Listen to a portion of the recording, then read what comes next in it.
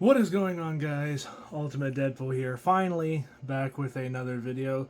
I've actually had this video planned for a few days now.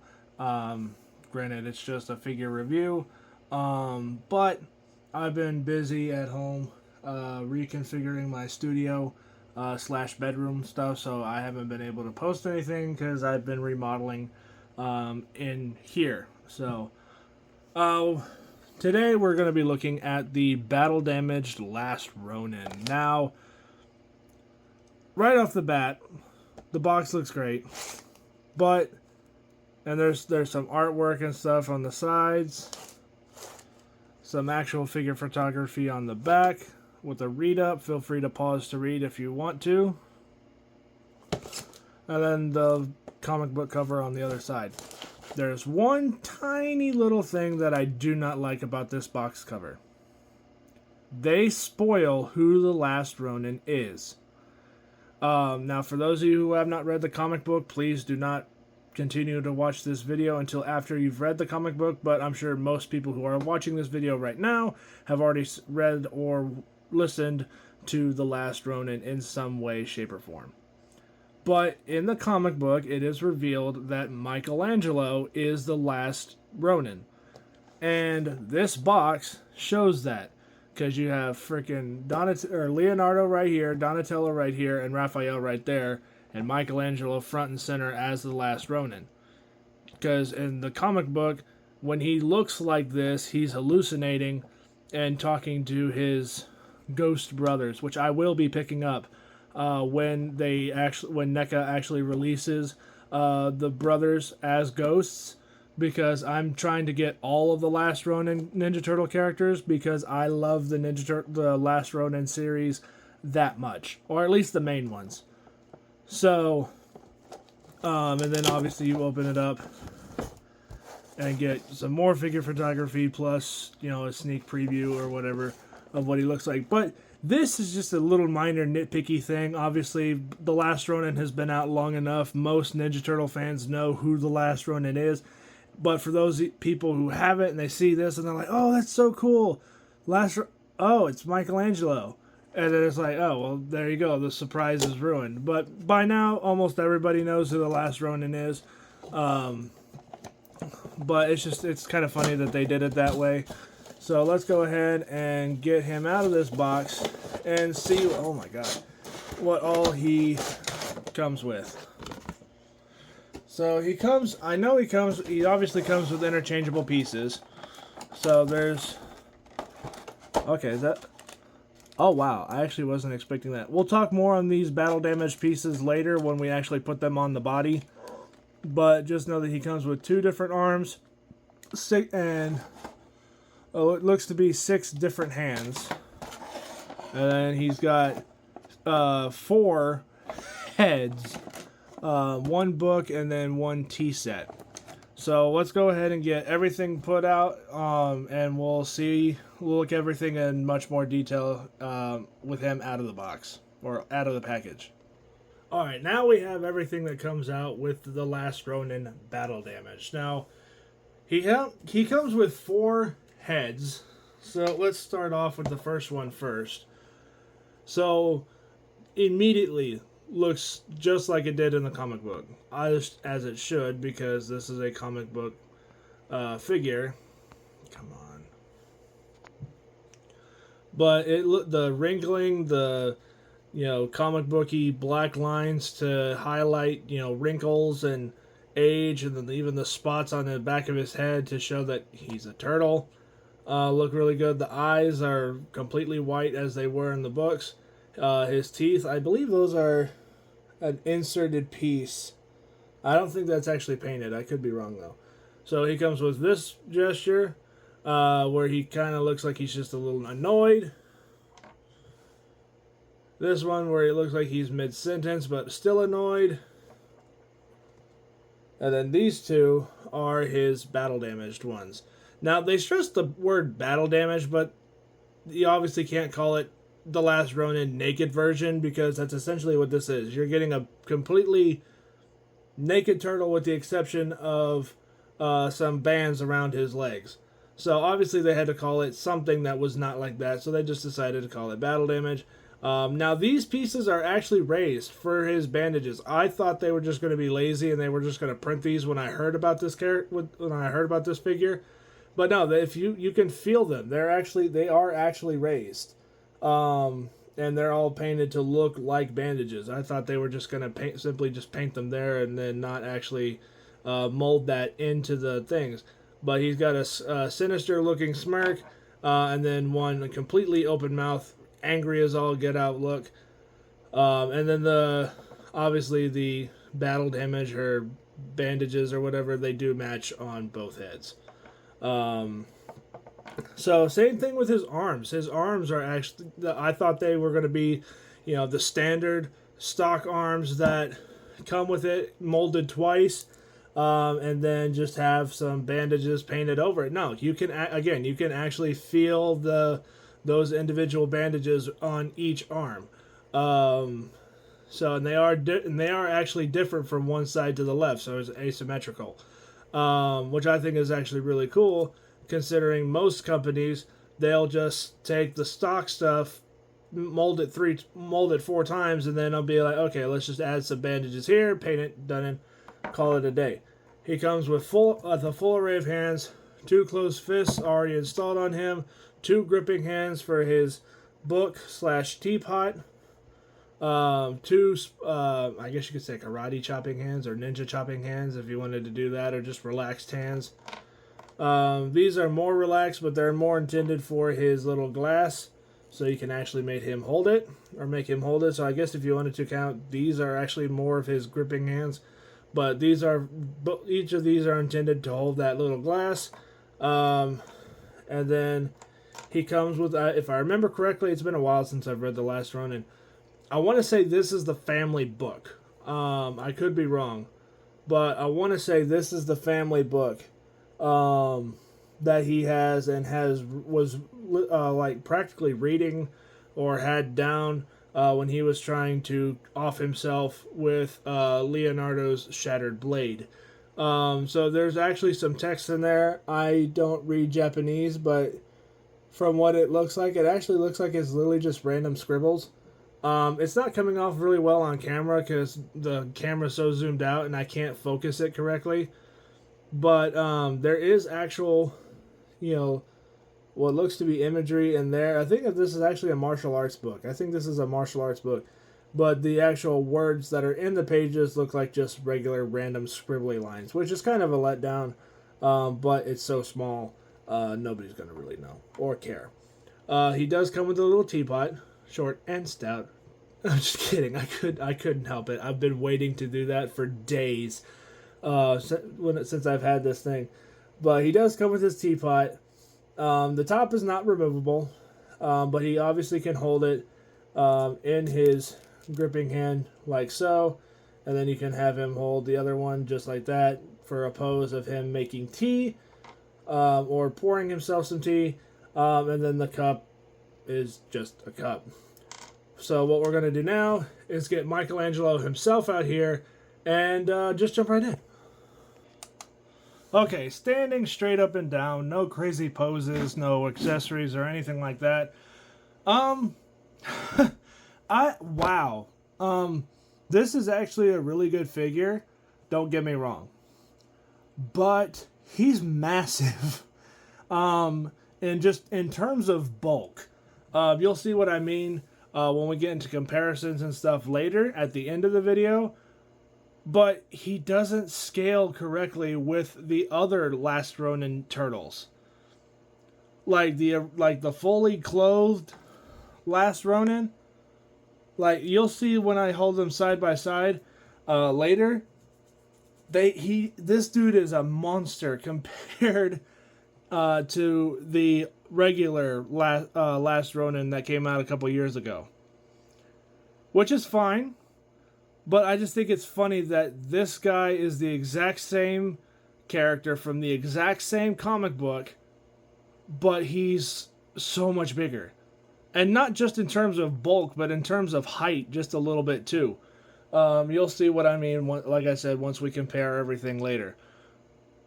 But like I said, on a scale of 1 to 10, this guy is, I'd say, a solid 8. If you don't have any of the other Last Ronin characters, and for some reason you want a Michelangelo that's, for a lack of a better term, naked, and you can interchange his parts to get, switch out his arms, switch out his head and whatever for, more battle damage. Okay, fine. This guy will work for you. Otherwise, I think he would be a safe skip. Just get the regular Last Ronin character, or the regular 2 Last Ronins, if you want to have a Last Ronin for your display. Me, like I said, I'm trying to get as many of these Last Ronin characters as I can. I'm actually going to try to find the Alder brothers, because I have Raphael. I'll show him off in the comparison segment as well. But the vein work, the proportions, the paint applications, the body choice, the size, all is impressive on this figure. I don't really have a whole lot of complaints aside from how much massive he is compared to his other forms, but we'll get into that in a little bit later. So without further ado, let's go ahead and take him off this rotating turntable and take a closer look. Alright, so we already went through his head and stuff and the accessory stuff, so I'm not going to go through those again. So let's go ahead and start off with, or go off with his arms. His arms are freaking massive. I don't know why they decided to make his biceps and his forearms look this huge, but they did. And granted, yes, I know he did look like this in the comic books, so don't even bother pointing that out. I have read The Last Ronin, all 5 issues of him, and I know that he looks like this in that comic book. But I don't think you should have made him this big compared to the other ones. And we'll get into that more later, but just know that if you're going to have this guy standing alongside the other 2 versions of The Last Ronin that came out, one of them's not going to look like the other. So, anyway, then his torso, let's go ahead and get back into the actual figure before we go on to the other stuff. I love how they have all these little black lines and stuff everywhere. It looks more comic booky. Like this is a 2D style character and not a 3D style character. And those black lines just kind of help show off more detail than what was necessary, because they didn't have to, add all of these little black marks and stuff in there. They didn't have to paint any of that. They could have just molded it in there, and then boom, there you go, Bob's your uncle. Send out a billion of them. No, they took the time. They've painted each individual one, because there's more up top here. There's all along his arms, on both sets of arms, all around his legs, even in the wrappings. They have all that kind of stuff in there, and even in the back of his shell, they have a bunch of that stuff in there. And then on the back of his body, there's a bunch of little specklings and whatever for the turtle portion of his body. And then this front armor turtle piece, shell piece, this is all like one piece because it wraps up around in between his legs up to his butt, for a lack of a better term. And then he's got multiple other joints and stuff up here. Now, I know some people prefer seamless stuff. I don't care. This does not have to be seamless. This is a NECA figure after all, and most of their figures are not seamless because their bodies are molded into the... You know what I mean. Okay, so what do I think? Is this guy worth it? Honestly, it's not. It's a solid figure. I mean, he's heavy-ish. He comes with a ton of extra stuff, with his arms and everything else. So, without letting... I swear I can speak. I'm interested in, as much as you guys are, probably, to see him with his bandages on. So, let's go ahead and take a look at that. Alright, so now we've got the arm switched out, we got the head switched out. Okay, so this is not how I'm going to display him. I'm going to display him with his regular arms that he comes with right out of the box. These are fine if you want them there. I just don't think it works. I mean, I get it. Again, he did look like this in the comic books, just like this. Bandages all over him because, if I remember correctly, he fell out of like a 10-story thing or whatever straight onto solid concrete, and then, got back up after April's daughter or whatever saved him, and then they patched him up and whatnot, and then he looked like this for the majority of the rest of the issues until like the very, very last one. But anyway, I just doesn't this bandage look doesn't work for me. I'd much prefer the non-bandaged arms. But that's just me. But like I said earlier, the bandages are actually different from one side to the other. They didn't just get lazy and mold one side, flip it, and then do the same thing to the other side. No, there are actually different bandages on either side, and different placements on both arms. Which is great because it actually shows that they took the time and actually cared to make this look, the way it was supposed to. So, yeah, like I said, this look is fine. It's just not something I'm actually going to go with, but it's there if you guys want it. Back to stock. Okay, so let's go ahead and finish out this video. So, like I said earlier, this dude is a freaking powerhouse. I mean, he's got humongous, chunky thighs, shins, feet, biceps, shoulders, arms, upper body, shell. Everything on this character is massive, except for his head. He has a small head. But that's actually an old comic book trick. You draw that the body's bigger, you give them a smaller head, it makes them come off beefier and bigger. So, I mean, it's just, he's just so massive. Like, it's just, here in a minute, like, literally here in just a second, we'll go ahead and do the comparisons. But, like, if you seriously have the other two versions of The Last Ronin, and then you add this guy to it, so it shows you fully dressed, fully dressed, shirtless, and then this, it's gonna look weird. It's gonna look off-putting because of how much bigger this version of him is compared to his other two. So without further ado, let's go ahead and get those in here. Okay, same exact character, same exact line of figures from the same company. The height difference to the figure on the right, or from the figure on the left to the figure on the right, is hilarious.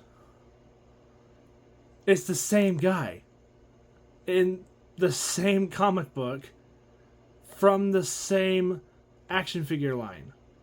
I just think it's funny that the clothed version of him, the full-on armored up Last Ronin, is shorter than when he's battle damaged.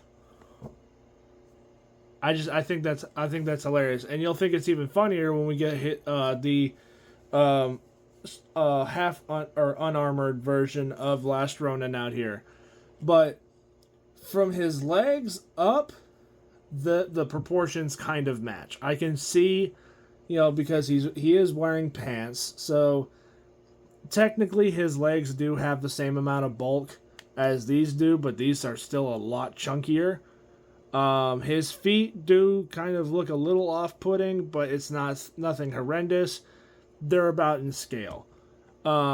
His forearms don't match. They're actually longer on the new guy than they are on the older guy.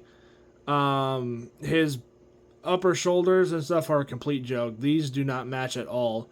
And just overall, the height on this just doesn't line up. And I don't know why. So let's go ahead and get unarmored version out here. See what I mean? Even the armored version is a shirtless Michelangelo. It is a shirtless Last Ronin. From the same comic book, from the same, figure lineup, but the battle damaged one is still taller and bigger and more jacked, for a lack of a better term. This one is not bad though. I do plan on using this one a lot in future videos, and I'm actually planning on getting a second one of these guys for a top secret custom project that you will see come to fruition later. But I will do a video on it prior to that, so that way you can see what the idea is going to come out and start out as. Right off the bat, I do prefer this one. It looks more proportionate to the, well, at least to his fully clothed counterpart, because obviously these two are almost the exact same. The bottom half from the waist down is the same. The only difference is the upper pieces that plug into the waist. That's all the same. This dude, they completely redid and rehauled the whole thing. And to me, the scaling just does not work. Because if you had made this, this design or this figure with the same upper body proportions as this one, then I could excuse this one having, slightly smaller proportions, because when you're wearing clothes, you don't typically look as big as you typically are. Look at David Cornsweat as Superman. Dude put on a ton of muscle and looks kind of like this, but the Superman suit, which I actually like the Superman suit, makes him look like this. So it is understandable. It does make sense, but when you have two versions of the same character that are shirtless, it just doesn't work. To me, this body is fine. This one is fine as well, if you don't compare it to the same comic book, or have them as the same character, which is kind of hard because they are both Michelangelo.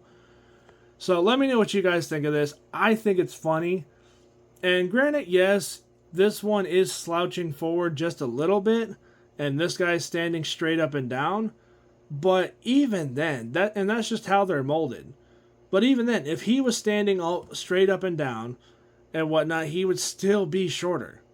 If his neck wasn't hunched forward at all, he would still be shorter. And even their shells are completely different from one another. I think it is so funny that, granted, yes, this one was designed with the intention of being paired next to this guy, because when you look at these two, it's obvious that body would fit under this shirt. But when you look at this guy, I don't see it. I don't see how this body could fit into these clothes. As weird as gross and whatever as that may sound, I just don't see how this can fit into either one of these looks, because of how much bigger they decided to make it. To me, that's just weird. But if you like it, that's fine. It's not going to change my opinion on it. I still think this is a really good, solid figure and solid release. But to me, it just doesn't make sense because of what they started off with and then what they went to. Again, I know he looked like that in the comic books, but he also looked like this for the good chunk of the first few issues and heavily into the final one. And then he had this for a little bit as well. But when you have all three of them standing like this side by side with each other, one of these doesn't belong here. So, but let me know what you guys think of this. Do you guys think he's too big? Do you think it's fine? Do you think he's just hunched over just a little bit? Because you can see that. If you have both of them, or all three of them standing side by side, sideways, these two definitely are leaning forward just a smidge, or at least their necks are. But even if you look at their shoulders and their traps and everything else, they don't match. So it's just a slight little nitpick, obviously. It doesn't bother me as much as it sounds. Believe it or not, it's really not that big of a deal. If I ever have use these guys and then for some reason use him in the same video, I can fudge it just a little bit. But most likely it would be him or nothing, or just him and then just this, or something like that, so that way I can play around with the proportions and you're never going to know it. So anyway, it's something more that's funny to me. It's not necessarily a nitpick, it's not necessarily a bad thing. It's just funny that they did it that way. That's just my opinion though. Let me know in the comments what you think. And then here he is standing next to his brother Raphael. Now, like I said, I am planning on getting all 4 brothers and the ghosts when they're eventually released. But even then, Raphael is not a small character. I mean, he's short compared to the actual... He's short compared to the actual Last Ronin, but not by much. The new Last Ronin towers over him like a hilarious amount, and like he literally is staring at his pectoral muscles, essentially. Which is just funny because in most continuities, Raphael is the tallest and the biggest of the brothers. Granted, yes, this version of Michelangelo is older than a teenager, but still, it's just something I think is funny. Yes, I know he looked like that in the books, but it's just funny to think about. So if you have Raphael and you want to pair him off with this version of the Last Ronin, this is how it looks together. And before we wrap up with today's video, let's go ahead and go through articulation. So his arms go out to about there on both sets. It's the same exact arms. They're going to do the exact same thing. They go forward and all the way around, essentially. Swivel at the bicep. Double bend at the elbow joint, or double bend elbows going all basically up until about give or take like 120. And then for the wrist, it's another joint that's similar to a single bend elbow, but it goes forward and back rotation. His head is on a ball joint going forward, or going backwards to there, going forward to there. Same thing on all 4 heads. They're all 4 heads, they connect up to the same ball joint.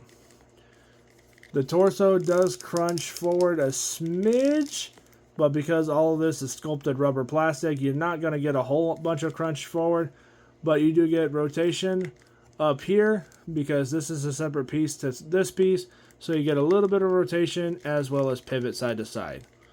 The legs go forward to about there as you lift them. Actually, they go up to about there, but if you twist it and then move it, you'll get a little bit more range out.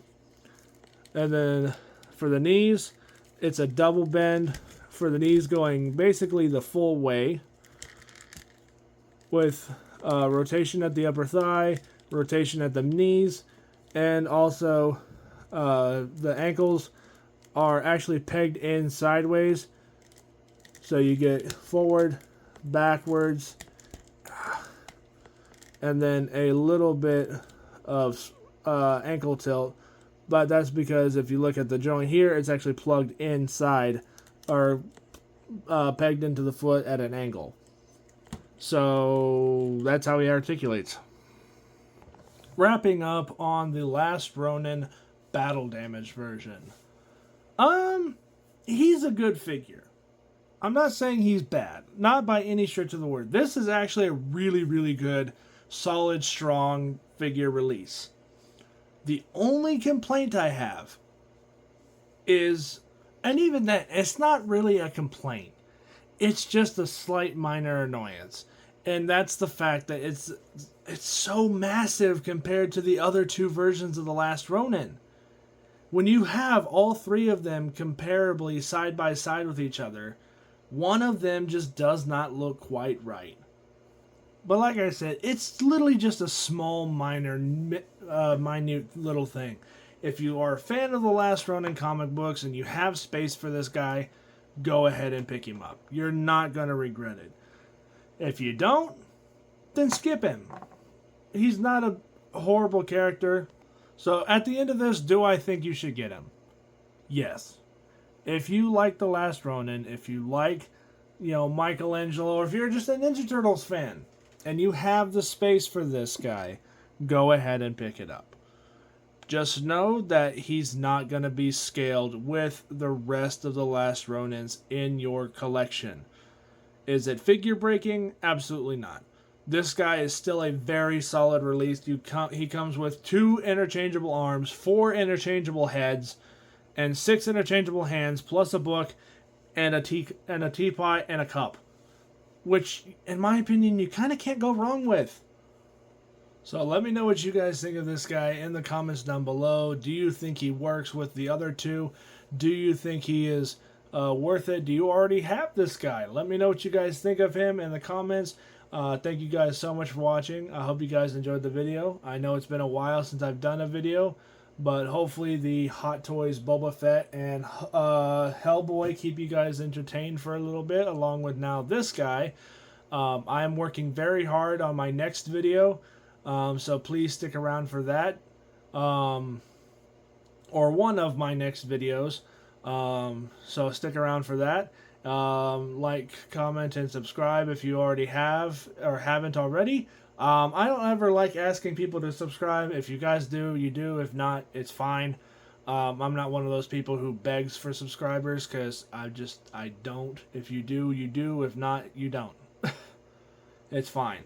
So anyway, thank you guys again so much for watching. I hope you guys enjoyed the video, and I will catch you guys all next time on Ultimate Deadpool. Peace out. You guys are awesome. I'll catch you guys all later. Bye.